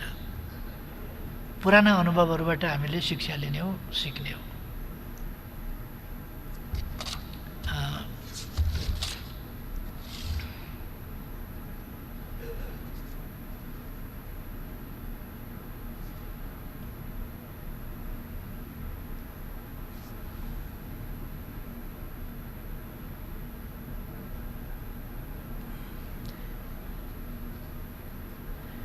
संविधान संशोधन प्रस्ताव कहिले आउँछ भन्ने पनि जिज्ञासा राख्नुभएको छ। संविधान संशोधन सम्बन्धी प्रस्ताव छिटै संसदमा प्रस्तुत हुन्छ र होला। अरू थुप्रै विषय मैले अघि पनि भने, अरू थुप्रै विषयहरू पनि होलान्। संविधान असंशोधनीय दस्तावेज होइन भनेर उहिलेदेखि म भनिरहेको छु। असंशोधनीय दस्तावेज होइन, आवश्यकता अनुसार संशोधन हुन्छ, औचित्यका आधारमा संशोधन हुन्छ। तर यति बेला चाहिँ हामीलाई यो नक्सासँग सम्बन्धित विषय चाहिँ अनुसूची 3 मा रहेको हाम्रो के प्रतीक चिन्ह के भन्छ त्यसलाई, निशान छाप, यो निशान छाप चाहिँ अनुसूची 3 मा भएको हुनाले संविधानमा त्यो अनुसूचीमा अथवा हामीले लगाउने लोगोमा यो सबै अनुसूचीबाट आउने भएको हुनाले त्यसलाई संशोधन गर्नु र नेपालको नक्सालाई संविधानले अरू सबै कुरालाई चिन्ने तर नक्सा नचिन्ने हुनु हुँदैन। त्यसकारण नक्सालाई पनि संविधानले वास्तविक अर्थमा चिन्न पर्दछ। त्यसकारण संविधान संशोधन त्यस बुँदामा आउँछ। हामीले सर्वसम्मतिले त्यसलाई पारित गर्नेछौँ। अब मोटामोटी ग्रुप वाइज गरेर मैले मान्यजीहरूका प्रश्न र जिज्ञासाहरूको सम्बन्धमा जवाफ प्रस्तुत गरेँ भन्ने मैले ठानेको छु। म प्रश्नका लागि मान्यजीहरूलाई हार्दिक धन्यवाद फेरि पनि भन्न चाहन्छु र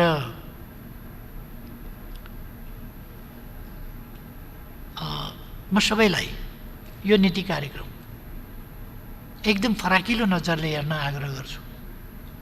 हामी एउटा अप्ठ्यारो परिस्थितिमा छौँ कोरोना भाइरसको हिसाबले। त्यसो भएर यस्तो बेलामा हामी कोरोना भाइरसभन्दा पछि पनि राजनीतिक हिसाबले वाद विवाद गर्न सकौँला, सैद्धान्तिक बहस गर्न सकौँला, छलफल गर्न सकौँला, विभिन्न विषयमा विचार विमर्श गर्न सकौँला। कोरोना भाइरस पछि पनि हामी धेरै कुराहरू गर्न सक्छौँ। यति बेला अहिले हामीले अरू कुरातिर अल्मलिने भन्दा कोरोना भाइरसका विरुद्ध केन्द्रित भएर लाग्न परेको छ। अर्कोतिर सिङ्गै देश एकजुट भएर हाम्रो भूभाग फिर्ता ल्याउने ठोस काम हामीले अगाडि पाइला बढाइसकेका छौँ भने अब यस पाइलालाई नरोकिकन टुङ्गामा पुर्याउनु छ। यस्तो अवस्थामा हाम्रो सिङ्गै देश एकजुट हुन आवश्यक छ। यति बेला म सबै पार्टीका सबै मान्यज्यूहरूमा हार्दिक आग्रह गर्न चाहन्छु कि यस नीति तथा कार्यक्रमलाई सर्वसम्मतिले सबैले यसलाई पारित गरौँ, सबैले यसको पक्षमा मतदान गरौँ, मेरो हार्दिक आग्रह छ। यो म किन पनि आग्रह गर्छु भने यसमा कहिले कहिले अलिकति कसरी गर्ने भन्ने पनि प्रश्न उठ्ला। पहिलो वर्षको नीति कार्यक्रममा प्रमुख प्रतिपक्ष दल समेत कसैले पनि हुन्न भनेन र सर्वसम्मतिले त्यो पारित भएको थियो। नेपाली कांग्रेसको प्रतिपक्षीय भूमिका या प्रमुख प्रतिपक्षको भूमिका त्यसले न्यून गरेको थिएन, अथवा त्यसबाट प्रतिपक्षको भूमिका वा प्रमुख प्रतिपक्षको भूमिका कमजोर भएको पनि थिएन। त्यसकारण नीति कार्यक्रम समयानुकूल ढङ्गले आएको छ र यस नीति कार्यक्रमले कोरोनासँग सँगै लडाइँ लड्ने, देशको हितको निम्ति काम गर्ने, देशको भूभाग फिर्ता प्राप्त गर्ने लगायतका धेरै महत्त्वपूर्ण कुराहरू र सँगसँगै सामाजिक जीवनका सबै पक्षहरूलाई सावधानी साथ सन्तुलित ढङ्गले अगाडि बढाउने कुराहरू पनि अगाडि सारेको छ। यसकारण मेरो आग्रह छ, कुनै कुराहरू छन् भने सरकार सुन्नका लागि, विचार गर्न, मान्यज्यूहरूका कुरा सुन्न कान खोलेर, दिल खोलेर, मन खोलेर तयार छ। त्यसर्थ म आग्रह गर्न चाहन्छु यस प्रस्तावलाई समर्थन गर्नका लागि सबै मान्यज्यूहरूमा मेरो विनम्र अनुरोध छ। समर्थन गर्नुहुनेछ भन्ने मैले आशा मात्रै होइन, विश्वास लिएको छु र हामीसँग अभ्यास पनि छ। पहिलो संसदमा हामीले सर्वसम्मतिले नै पास गरेका थियौँ। त्यसले एउटा बेग्लै एकताको भावना जगाएको थियो हाम्रो बिचमा, त्यसले नोक्सान गरेको थिएन। त्यसर्थ म त्यो आग्रहका साथ आफ्नो भनाइ टुङ्ग्याउँछु र मलाई समय दिनुभएकोमा सभामुख महोदयलाई हार्दिक धन्यवाद भन्न चाहन्छु। सबै मान्यज्यूहरूलाई पनि हार्दिक धन्यवाद छलफलका लागि र जिज्ञासाका लागि, साथै मतदानका लागि पनि आग्रह गर्न चाहन्छु। अघि एकजना मान्यज्यूले विपक्षमा मतदान दिन्छु भन्नुभए तापनि एकमात्र संशोधन गर्दा हुन्छ, पहिलो संशोधन त्यो हो पक्षमै मत दिन्छु भन्ने मनमनै गरे हुन्छ, केही फरक पर्दैन। सबैमा धेरै धेरै धन्यवाद।